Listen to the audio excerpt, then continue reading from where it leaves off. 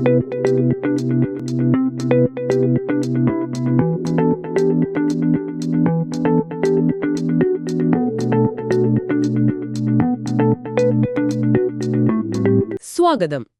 കമ്പ്യൂട്ടറുകൾ ഈ 29.25 പോലുള്ള റിയൽ നമ്പേഴ്സ്, അതായത് ദശാംശ സംഖ്യകളൊക്കെ എങ്ങനെയാണ് മെമ്മറിയിൽ വെക്കുന്നത്? പിന്നെ ഡേറ്റ ഒരിടത്ത് നിന്ന് മറ്റൊരിടത്തേക്ക് അയക്കുമ്പോൾ അതിൽ ചിലപ്പോൾ എറേഴ്സ് വരാലോ, അതെങ്ങനെയാണ് കണ്ടുപിടിക്കുന്നത്? ഇതൊക്കെ നിങ്ങൾ ആലോചിച്ചിട്ടുണ്ടോ? ഇത് വളരെ പ്രധാനപ്പെട്ട കാര്യങ്ങളാ. അതെ. കമ്പ്യൂട്ടർ പ്രാതിനിധ്യവും പിശക് കണ്ടെത്തലും എന്ന വിഷയത്തിൽ കമ്പ്യൂട്ടറിലെ ഈ ഫ്ലോട്ടിംഗ് പോയിന്റ് നമ്പേഴ്സും പിന്നെ ഡേറ്റയിലെ എറേഴ്സ് കണ്ടുപിടിക്കാനും ചിലപ്പോൾ തിരുത്താനുമൊക്കെയുള്ള വഴികളും അതൊന്ന് സിമ്പിളായിട്ട് മനസ്സിലാക്കാനാണ് നമ്മൾ ശ്രമിക്കുന്നത്. ശരിയാണ്. ഓക്കെ, അപ്പോ നമുക്ക് ആദ്യം തുടങ്ങാം. ഈ ദശാംശ സംഖ്യകൾ അല്ലെങ്കിൽ റിയൽ നമ്പേഴ്സ് കമ്പ്യൂട്ടർ എങ്ങനെയാ ഓർത്തു വെക്കുന്നത്? ഫ്ലോട്ടിംഗ് പോയിന്റ് എന്നൊരു സിസ്റ്റമാണല്ലേ ഉപയോഗിക്കുന്നത്? കമ്പ്യൂട്ടറിൽ സ്റ്റോർ ചെയ്യാനുള്ള ഒരു സ്റ്റാൻഡേർഡ് രീതിയാണിത്. ഓക്കെ. ഇതിന് പ്രധാനമായിട്ട് 2 ഭാഗങ്ങളുണ്ട്. ഒന്ന് മാൻഡിസ അല്ലെങ്കിൽ സിഗ്നിഫിക്കന്റ് എന്ന് പറയും. അത് സംഖ്യയിലെ പ്രധാനപ്പെട്ട അക്കങ്ങളെ, ആ ഡിജിറ്റ്സിനെ കാണിക്കുന്നു. പിന്നെ രണ്ടാമത്തേത് എക്സ്പോണന്റ്. ഇത് ഡെസിമൽ പോയിന്റ് എവിടെ വരണം, അതിന്റെ സ്ഥാനം എങ്ങോട്ട് മാറ്റണം എന്ന് പറയുന്ന ഭാഗമാണ്. ഒരു സയന്റിഫിക് നൊട്ടേഷൻ പോലൊരു ഐഡിയ.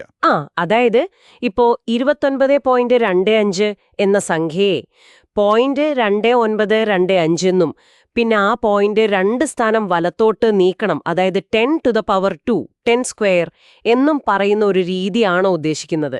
ഏകദേശം ആ ഒരു ആശയം. പക്ഷേ കമ്പ്യൂട്ടറിനകത്ത് ഇത് നടക്കുന്നത് ബൈനറിയിലാണെന്ന് ഓർക്കണം. ശരി, ബൈനറി. അതെ. ഇതിനൊരു സ്റ്റാൻഡേർഡ് ഉണ്ട്.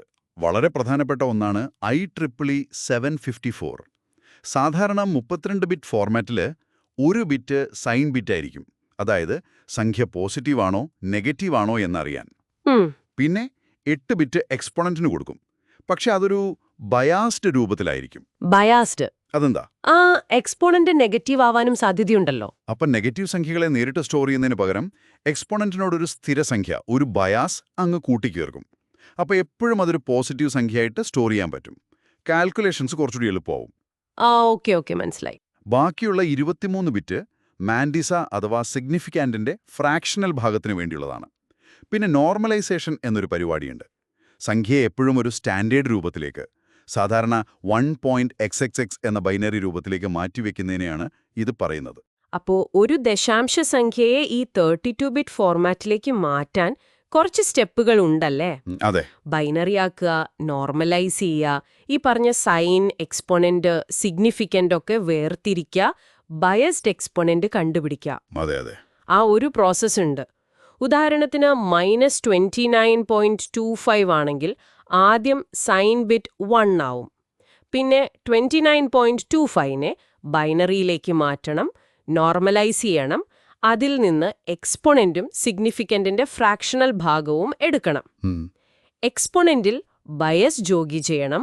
അവസാനം ഇതെല്ലാം കൂടി ആ 32 ബിറ്റിൽ അറേഞ്ച് ചെയ്യും. ഇതിലും കൂടുതൽ കൃത്യത, പൊസിഷൻ വേണമെങ്കിലോ? ചിലപ്പോൾ സയന്റിഫിക് കാൽക്കുലേഷൻസിനൊക്കെ കൂടുതൽ ആക്യുറസി വേണ്ടിവരില്ലേ? തീർച്ചയായും. അതിനാണ് 64 ബിറ്റ് ഫോർമാറ്റ് ഉള്ളത്. അതിനെ ഡബിൾ പ്രെസിഷൻ എന്ന് പറയും. പ്രോഗ്രാമിംഗിലൊക്കെ കാണുന്ന ഫ്ലോട്ട് ഡബിൾ പോലെയാണോ? അതെ, അത് തന്നെ. ഫ്ലോട്ട് സാധാരണ 32 ബിറ്റും ഡബിള് 64 ബിറ്റുമാണ്. ഇതിൽ സിഗ്നിഫിക്കന്റിന് കൂടുതൽ ബിറ്റുകൾ കിട്ടും, 52 ബിറ്റോളം.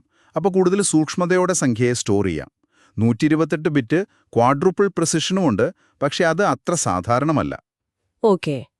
അപ്പോൾ പ്രെസിഷൻ കൂടുന്നതനുസരിച്ച് സിഗ്നിഫിക്കന്റിനുള്ള ബിറ്റ് കൂടും. പക്ഷെ എന്നാലും ഒരു പരിധി ഉണ്ടാവും അല്ലേ? എല്ലാ സംഖ്യയും 100% പെർഫെക്റ്റ് ആയി റെപ്രസെന്റ് ചെയ്യാൻ പറ്റില്ലായിരിക്കും. കറക്റ്റ്. അതാണ് ഫ്ലോട്ടിംഗ് പോയിന്റിന്റെ ഒരു പ്രധാന ലിമിറ്റേഷൻ. ചില സംഖ്യകളെ, പ്രത്യേകിച്ച് ആവർത്തിക്കുന്ന ദശാംശങ്ങളെ, റെക്കറിംഗ് ഡെസിമൽസിനെ പൂർണ്ണ കൃത്യതയോടെ സ്റ്റോർ ചെയ്യാൻ പറ്റില്ല. ചെറിയൊരു റൗണ്ടിംഗ് എറർ എപ്പോഴും ഉണ്ടാവാം. ശരി. അപ്പോൾ നമ്പേഴ്സ് സ്റ്റോർ ചെയ്യുന്ന കാര്യം ഏകദേശം മനസ്സിലായി. ഇനി അടുത്ത ഭാഗത്തേക്ക് വരാം. ഡേറ്റ ട്രാൻസ്ഫർ ചെയ്യുമ്പോൾ, ഒരിടത്തുനിന്ന് മറ്റിടത്തേക്ക് അയക്കുമ്പോൾ ചിലപ്പോൾ ബിറ്റുകൾ മാറിപ്പോവാം എന്ന് പറഞ്ഞല്ലോ. 0 എന്നത് 1 ആകാം, തിരിച്ചും. ഇതെങ്ങനെ കണ്ടുപിടിക്കും? അതിനുള്ള ഏറ്റവും സിമ്പിളായ ഒരു ടെക്നിക്കാണ് പാരിറ്റി ബിറ്റ്. Parity bit? അതെ. നമ്മൾ അയക്കുന്ന ഡേറ്റാ ബിറ്റുകളുടെ കൂടെ ഒരു എക്സ്ട്രാ ബിറ്റ്, ഈ പാരിറ്റി ബിറ്റ്, കൂടിച്ചേർക്കും. എന്നിട്ട് ഒരു നിയമം വയ്ക്കും. ഒന്നുകിൽ ഡേറ്റാ ബിറ്റുകളിലെ വണ്ണുകളുടെ എണ്ണം എപ്പോഴും ഇരട്ട സംഖ്യയായിരിക്കണം, അല്ലെങ്കിൽ ഒറ്റ സംഖ്യയായിരിക്കണം. ഓ, ഇപ്പോ ഈവൻ പാരിറ്റിയാണ് ഉപയോഗിക്കുന്നതെങ്കിൽ ഡേറ്റയിലെ വണ്ണുകളുടെ എണ്ണം നോക്കിയിട്ട് അത് ഒറ്റ സംഖ്യയാണെങ്കിൽ പാരിറ്റി ബിറ്റ് 1 ആക്കും. ഇരട്ട സംഖ്യയാണെങ്കിൽ പാരിറ്റി ബിറ്റ് 0 ആക്കും. അപ്പോൾ മൊത്തം വണ്ണുകളുടെ എണ്ണം എപ്പോഴും ഇരട്ട സംഖ്യയായിരിക്കും. എന്നിട്ട് ഡേറ്റ കിട്ടുന്ന സ്ഥലത്ത് റിസീവറിൽ ഈ പാരിറ്റി റൂള് വീണ്ടും ചെക്ക് ചെയ്യും. കിട്ടിയ ഡേറ്റാ ബിറ്റുകളും പാരിറ്റി ബിറ്റും വെച്ച് നോക്കുമ്പോൾ വണ്ണുകളുടെ എണ്ണം ഇരട്ട സംഖ്യ അല്ലെങ്കിൽ എവിടെ ഒരു ബിറ്റ് മാറിപ്പോയി, ഒരു എറർ സംഭവിച്ചുവെന്ന് മനസ്സിലാക്കാം. ആഹാ, ഇത് കൊള്ളാലോ, സിമ്പിളാണല്ലോ. പക്ഷേ ഒരു എറർ ഉണ്ട് എന്നല്ലേ അറിയാൻ പറ്റൂ? എവിടെയാണ് ആ എറർ? അല്ലെങ്കിൽ ഒന്നിൽ കൂടുതൽ ബിറ്റ് മാറിയാൽ ഇത് വർക്ക് ചെയ്യോ? അതാണ് പ്രശ്നം. ഒരു സിംഗിൾ ബിറ്റ് എറർ കണ്ടെത്താൻ പാരിറ്റി ബിറ്റ് നല്ലതാണ്. പക്ഷേ ഏത് ബിറ്റാണ് മാറിയതെന്നോ, 2 ബിറ്റുകൾ ഒരേ സമയം മാറിയാലോ, അപ്പോൾ പാരിറ്റി ചിലപ്പോൾ വീണ്ടും ശരിയാവാം. ഇത് കണ്ടുപിടിക്കാൻ പറ്റില്ല. ഇതിന് ഈ പരിമിതിയുണ്ട്. ഓക്കെ, അപ്പോൾ കുറച്ചും കൂടി അഡ്വാൻസ്ഡ് ആയിട്ടുള്ള വഴികൾ വേണോ, അല്ലേ? അതെ, ഒന്നിലധികം എറർ കണ്ടെത്താനും ചിലപ്പോൾ ഒരു സിംഗിൾ ബിറ്റ് എറർ തിരുത്താനും കറക്റ്റ് കഴിവുള്ള മെത്തേഡ്സ് ഉണ്ട്. അതിൽ പ്രധാനപ്പെട്ട ഒന്നാണ് ഹാമിംഗ് കോഡ്. ഹാമിംഗ് കോഡ് അതെങ്ങനെയാ? ഹാമിംഗ് കോഡിൽ ഒന്നിലധികം പാരിറ്റി ബിറ്റുകൾ ഉപയോഗിക്കും. ഈ പാരിറ്റി ബിറ്റുകളെ ഡേറ്റാ ബിറ്റുകളുടെ ഇടയിൽ പ്രത്യേക സ്ഥാനങ്ങളിൽ വെക്കണം. ഓരോ പാരിറ്റി ബിറ്റും ഡേറ്റയിലെ എല്ലാ ബിറ്റുകളെയും ചെക്ക് ചെയ്യില്ല. പകരം ഒരു പ്രത്യേക ഗ്രൂപ്പ് ഓഫ് ബിറ്റുകളെയായിരിക്കും ചെക്ക് ചെയ്യുന്നത്. ഓ, അപ്പോൾ ഡേറ്റ കിട്ടുമ്പോൾ ഈ എല്ലാ പാരിറ്റി ചെക്കുകളും വീണ്ടും നടത്തും. ഏതൊക്കെ പാരിറ്റി ചെക്കുകൾ ഫെയിലായി എന്ന് നോക്കും. ഓരോ ബിറ്റ് പൊസിഷനും ഏതൊക്കെ പാരിറ്റി ചെക്കിൽ ഉൾപ്പെടുന്നു എന്നതിന് ഒരു പാറ്റേൺ ഉണ്ടാവും. അപ്പോൾ ഫെയിലായ പാരിറ്റി ചെക്കുകളുടെ കോമ്പിനേഷൻ നോക്കിയാൽ കൃത്യമായി ഏത് ബിറ്റിലാണ് എറർ വന്നതെന്ന് കണ്ടുപിടിക്കാൻ പറ്റും. ഗ്രേറ്റ്. അതായത് എറർ ഉണ്ട് എന്ന് മാത്രമല്ല, അത് ഇന്ന ബിറ്റിലാണ് എന്ന് മനസ്സിലാവും. അപ്പൊ പിന്നെ അത് തിരുത്താനും പറ്റുമല്ലോ. 0 ആണെങ്കിൽ 1 ആക്കാം, 1 ആണെങ്കിൽ 0 ആക്കാം. എക്സാക്ട്ലി. ഒരു സിംഗിൾ ബിറ്റ് എറർ ആണെങ്കിൽ ഹാമിംഗ് കോഡിന് അത് എവിടെയാണെന്ന് കൃത്യമായി ലൊക്കേറ്റ് ചെയ്യാൻ പറ്റും. അതുകൊണ്ട് അത് കറക്റ്റ് ചെയ്യാനും സാധിക്കും. ഇതിനായി ഒരു കമ്പാരിസൺ വേർഡ് അല്ലെങ്കിൽ സിൻഡ്രോം ഉണ്ടാക്കിയെടുക്കും. അയച്ച പാരിറ്റിയും കിട്ടിയ ഡേറ്റ വെച്ച് കാൽക്കുലേറ്റ് ചെയ്ത പാരിറ്റിയും തമ്മിലുള്ള വ്യത്യാസം നോക്കിയാണ് ഇത് ചെയ്യുന്നത്. ഈ വാക്കിന്റെ വാല്യൂ എററുള്ള ബിറ്റിന്റെ പൊസിഷനെയാണ് സൂചിപ്പിക്കുന്നത്. ഇത് കമ്പ്യൂട്ടർ മെമ്മറിയിലൊക്കെ റാമിലൊക്കെ ഉപയോഗിക്കാറുണ്ടോ, ഡാറ്റ കറപ്റ്റ് ആവാതിരിക്കാൻ? ഉണ്ട്. ECC മെമ്മറി എന്ന് കേട്ടിട്ടില്ലേ? Error correcting code. അതിലൊക്കെ ഹാമിംഗ് കോഡിന്റെ വകഭേദങ്ങൾ ഉപയോഗിക്കുന്നുണ്ട്, ഡേറ്റയുടെ ഇന്റഗ്രിറ്റി ഉറപ്പുവരുത്താൻ. ഇത് വളരെ പ്രധാനപ്പെട്ടതാണ്. പക്ഷെ ഹാമിംഗ് കോഡിനും ലിമിറ്റേഷൻസ് ഉണ്ടാവുമല്ലോ. തീർച്ചയായും. സാധാരണ ഹാമിംഗ് കോഡുകൾ ഒരു സിംഗിൾ ബിറ്റ് എറർ കണ്ടുപിടിക്കാനും തിരുത്താനുമാണ് ഡിസൈൻ ചെയ്തിട്ടുള്ളത്. 2 ബിറ്റിൽ ഒരേ സമയം എറർ വന്നാൽ, അതായത് ഡബിൾ ബിറ്റ് എറർ, അത് ചിലപ്പോൾ തെറ്റായിട്ടായിരിക്കും ഇത് ഐഡന്റിഫൈ ചെയ്ത് അല്ലെങ്കിൽ കണ്ടുപിടിക്കാനേ പറ്റില്ല. ഓഹ്. പിന്നെ എത്ര ഡേറ്റാ ബിറ്റ്സ് ഡി ഉണ്ടെങ്കിൽ അതിനെത്ര പാരിറ്റി ബിറ്റ്സ് പി വേണമെന്നതിനും ഒരു കണക്കുണ്ട്. D+P+1 = 2P എന്നൊരു ഫോർമുലയൊക്കെ വെച്ചാണ് അത് തീരുമാനിക്കുന്നത്. കൂടുതൽ പാരിറ്റി ബിറ്റുകൾ ചേർത്താൽ കൂടുതൽ എററുകൾ കണ്ടെത്താനും തിരുത്താനും പറ്റുന്ന കോഡുകൾ ഉണ്ടാക്കാം. പക്ഷെ അപ്പോൾ ഓവർഹെഡ് കൂടും. ശരി. അപ്പോ നമ്മൾ ഇന്ന് സംസാരിച്ച കാര്യങ്ങൾ വെച്ച് നോക്കുമ്പോൾ പ്രധാനമായി ഓർത്തിരിക്കേണ്ട പോയിന്റ്സ് എന്തൊക്കെയാണ്? What are the key takeaways? ഒന്നാമതായി, കമ്പ്യൂട്ടറുകൾ ഈ റിയൽ നമ്പേഴ്സിനെ സ്റ്റോർ ചെയ്യുന്നത് ഫ്ലോട്ടിംഗ് പോയിന്റ് രീതി ഉപയോഗിച്ചാണ്. ഇത് മെമ്മറി എഫിഷ്യന്റ് ആണെങ്കിലും എല്ലാ സംഖ്യകളെയും 100% കൃത്യതയോടെ റെപ്രസെന്റ് ചെയ്യാൻ പറ്റില്ല. ചെറിയ എറേഴ്സ് വരാം. രണ്ടാമതായി, ഡേറ്റ ഒരിടത്തുനിന്ന് മറ്റൊരിടത്തേക്ക് പോകുമ്പോഴോ മെമ്മറിയിൽ സ്റ്റോർ ചെയ്യുമ്പോഴോ അതിൽ എറേഴ്സ് വരാനുള്ള സാധ്യതയുണ്ട്.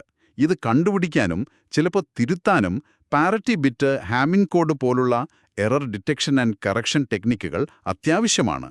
ഇത് ഡേറ്റയുടെ റിലയബിലിറ്റി കൂട്ടുന്നു. അതെ. പക്ഷേ ഈ 2 കാര്യങ്ങൾക്കും, ഫ്ലോട്ടിംഗ് പോയിന്റ് റെപ്രസെന്റേഷനും എറർ കറക്ഷനും, അതിൻ്റെതായ ലിമിറ്റേഷൻസ് ഉണ്ട് എന്നും നമ്മൾ കണ്ടു. തീർച്ചയായും. ഫ്ലോട്ടിംഗ് പോയിന്റിലെ ആ ചെറിയ പ്രെസിഷൻ എററുകൾ ചിലപ്പോൾ വലിയ സയന്റിഫിക് അല്ലെങ്കിൽ ഫിനാൻഷ്യൽ കാൽക്കുലേഷൻസിൽ വലിയ വ്യത്യാസങ്ങൾ ഉണ്ടാക്കിയേക്കാം. അതുപോലെ സാധാരണ എറർ കറക്ഷൻ കോഡുകൾക്ക് ഒന്നിലധികം ബിറ്റുകളിൽ ഒരേ സമയം വരുന്ന എറർസ് പോലുള്ള കോംപ്ലക്സ് സിറ്റുവേഷൻസ് ഹാൻഡിൽ ചെയ്യാൻ പരിമിതികളുണ്ട്.